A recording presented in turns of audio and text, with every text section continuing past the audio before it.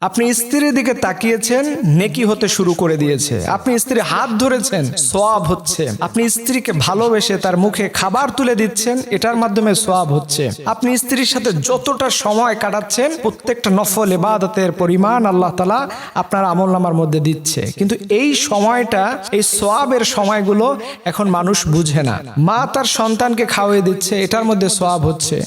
সন্তান তার মায়ের খেদমত করতেছে, এটার মধ্যে সওয়াব হচ্ছে। আপনার স্ত্রীর জন্য আপনি যত বেশি করবেন, আপনার স্ত্রীর দুঃখগুলো বোঝার চেষ্টা করবেন, তাকে যত বেশি নিজের মতো করে আপন করে নিতে পারবেন, তত আল্লাহ তাআলা আপনার জন্য খুশি হয়ে যান। কিন্তু আমাদের সমাজে এখন এই সিস্টেমটা ভেঙে পড়তেছে। কারণ হচ্ছে, একজন স্বামীর যখন চরিত্র নষ্ট হয়ে যায়, তার চোখ দুটো নষ্ট হয়ে যায়, তখন তার স্ত্রীর এই নুরানি চেহারা তার কাছে নুরানি লাগে না। স্ত্রীকে মহব্বত করা, স্ত্রীকে ভালোবাসা, এটা তার মধ্যে ফুটে ওঠে না।